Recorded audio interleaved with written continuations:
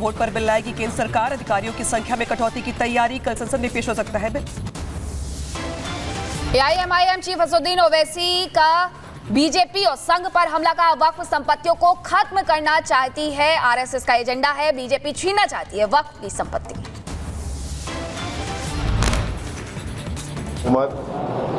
वक्फ board की autonomy को छीनना चाहती है और वो इंटरफेयर करना चाहती है वाकिफ के मंशे के खिलाफ कि किस तरह से उस वक्फ की प्रॉपर्टी को चलाया जाए।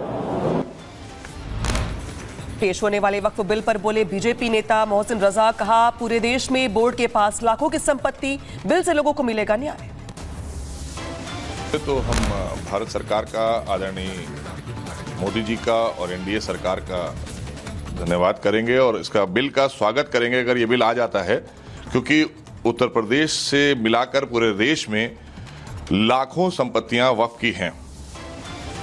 केंद्र सरकार के वक्फ बोर्ड पर लाने जाने वाले बिल पर बोले मौलाना साजिद रशीदी। का सरकार सिर्फ मुसलमानों के लिए ला रही है बिल, हिंदू के लिए भी बिल लेकर के आए।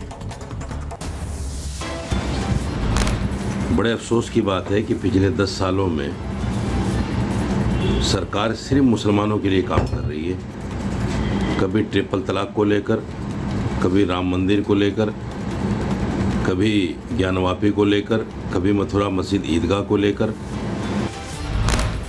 वक्फ बोर्ड पर आने वाले बिल को लेकर बोले समाजवादी पार्टी के सांसद मोहबिल्ला नदवी ने कहा कानून जिसे प्रभावित करेगा उन स्कॉलर और वक्फ बोर्ड के इलेक्टोरल कॉलेज से जरूर लेनी चाहिए सलाह।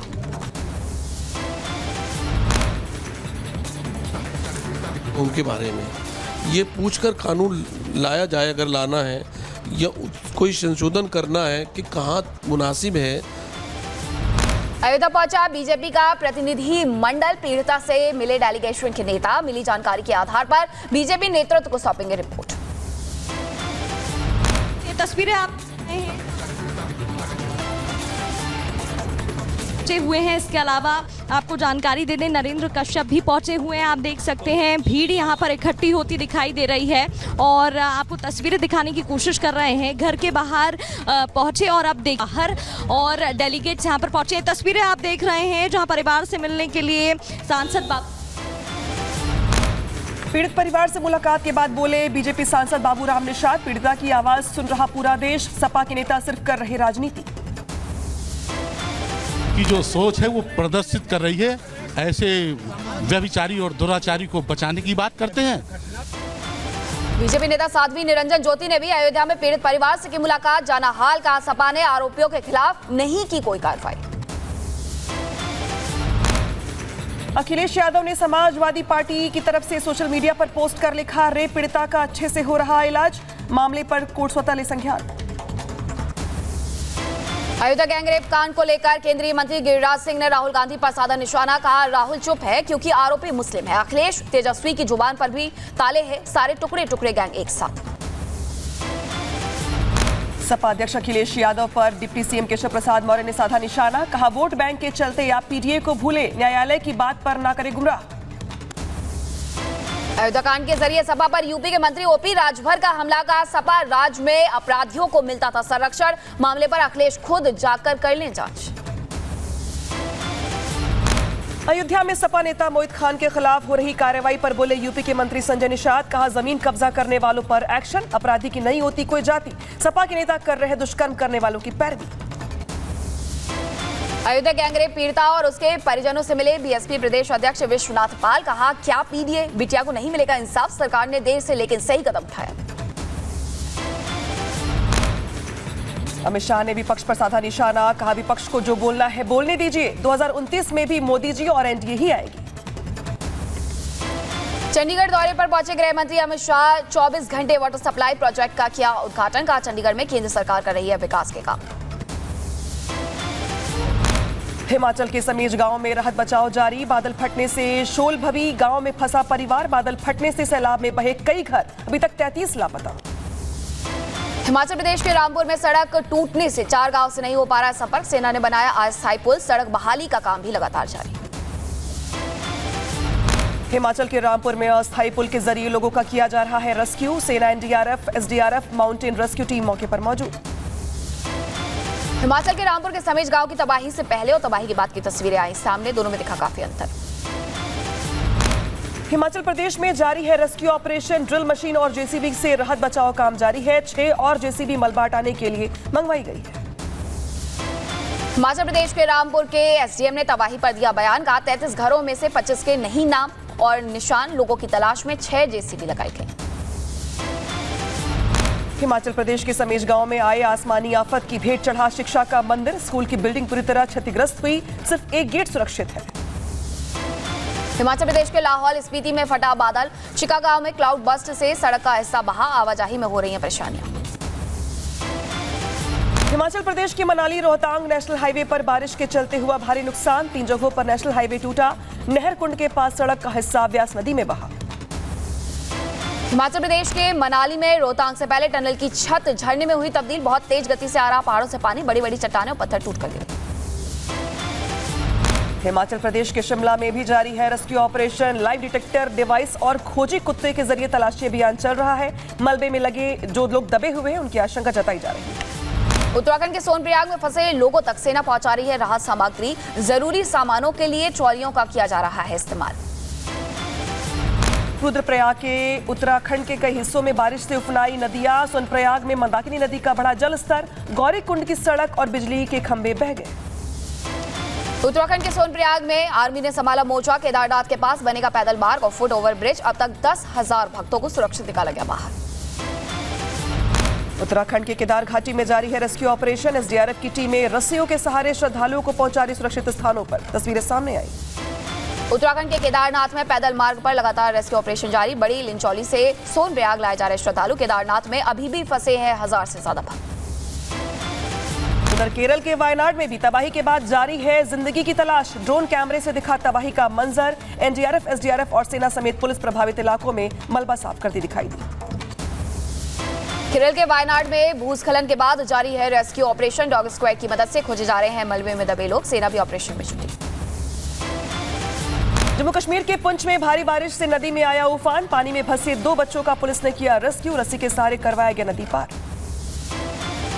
जम्मू कश्मीर के गांदरबल में आसमानी आफत। कंगन के काउछेरवान में फटा बादल। फटे बादल से श्रीनगर कारगिल मार्ग हुआ बाधित। यात्रियों को सड़क साफ न होने तक यात्रा न करने की सलाह दी गई। सेना, पुलिस, एसडीआरएफ मौके पर है मौजूद। उधर महाराष्ट्र के पुणे में फिर से डरा रही मुथा नदी। बारिश के चलते बढ़ा नदी का जलस्तर। एकता नगर की एक और इमारत के बेसमेंट में घुसा बाढ़ का पानी। प्रयागराज में भारी बारिश से बिगड़े हालात। गंगा यमुना नदी का अचानक बढ़ा जलस्तर। कई घाट डूबे, लोगों में दहशत का माहौल।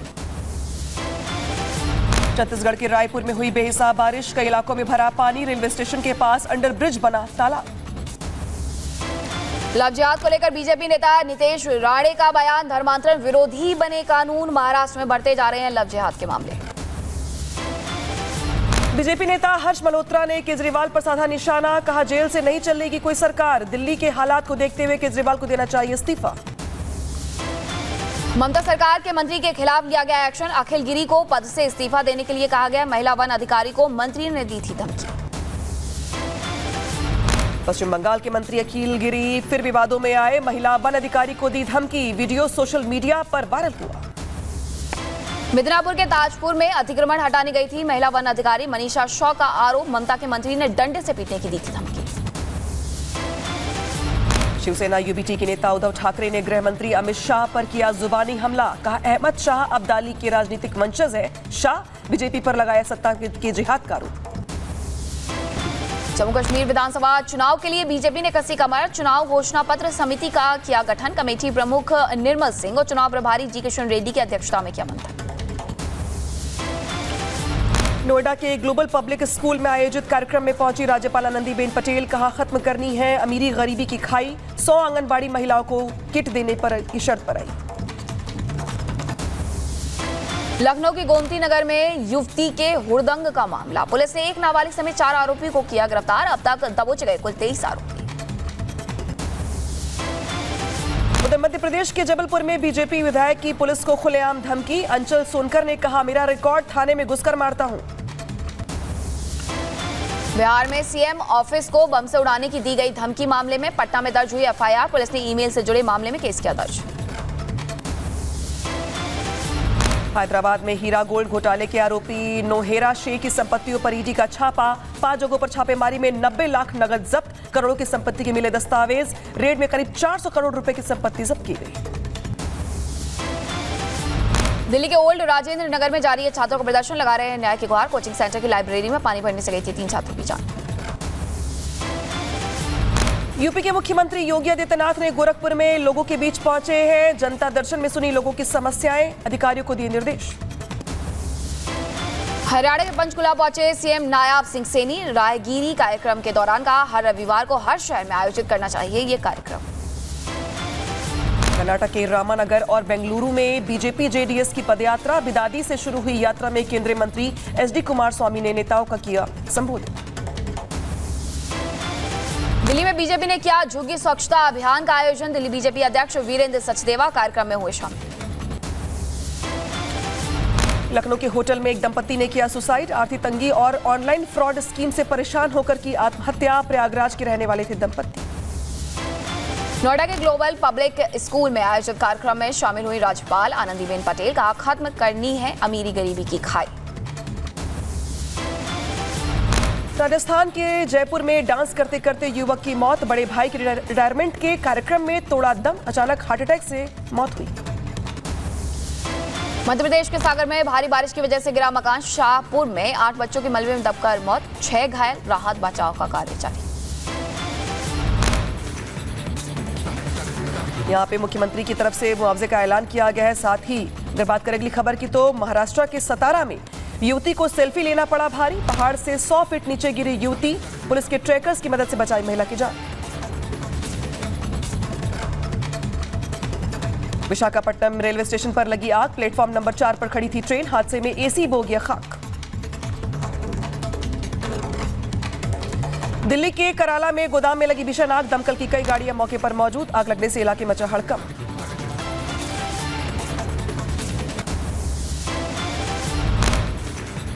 यूपी के इटावा में आगरा लखनऊ एक्सप्रेस पर भीषण हादसा। दिल्ली जा रही डबल डेकर बस कार से टकराने के बाद नीचे गिरी। हादसे में 7 यात्रियों की मौत, 25 घायल। यूपी के एटा में दिखा रफ्तार का कहर। ट्रक ने रोडवेज बस को पीछे से मारी टक्कर। बस में गड्ढे में गिरने से 11 लोग घायल हो गए। 2 की हालत गंभीर बताई जा रही है। यूपी के शाहजहांपुर में कांवड़ियों को पिकअप वैन ने मारी टक्कर। 4 कांवड़ियों समेत 6 लोग गंभीर रूप से घायल।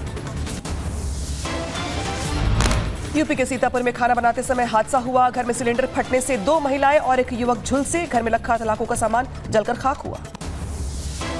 उत्तर प्रदेश के बदायूं में खेत में लगे ट्रांसफार्मर से जमीन पर उतरा करंट। चपेट में आने से 12 साल के बच्चे की मौत। परिवार में मचा कोहराम। दिल्ली में देर रात पूर्व आईआरएस अधिकारी के घर में चोरी के इरादे से घुसे बदमाश। शोर मचाने पर अभय सिंह पर चाकू से किया हमला। पुलिस ने 2 आरोपियों को गिरफ्तार किया है। उत्तर प्रदेश के रायबरेली में दबंगों ने घर में घुसकर की मारपीट। लाठी डंडे से घर के बाहर खड़ी बाइक को तोड़ा। वीडियो सीसीटीवी में कैद हुआ। पुलिस मामले की जांच में जुटी। उधर यूपी के इटावा में पुलिस और बदमाशों के बीच मुठभेड़ हो गई। चेन और मोबाइल स्नैचिंग के 2 बदमाशों को किया गया गिरफ्तार। दिल्ली स्पेशल सेल ने इंटरस्टेट ड्रग्स सिंडिकेट के 3 तस्करों को किया गिरफ्तार। 131 किलो अवैध कैप्सूल बरामद। 5 करोड़ बताई जा रही है कीमत। बिक्री पर है रोक। यूपी के सीतापुर में पेड़ लगाने को लेकर विवाद हुआ। दबंगों ने युवक को जमकर पीटा। युवक की हालत गंभीर, अस्पताल में भर्ती।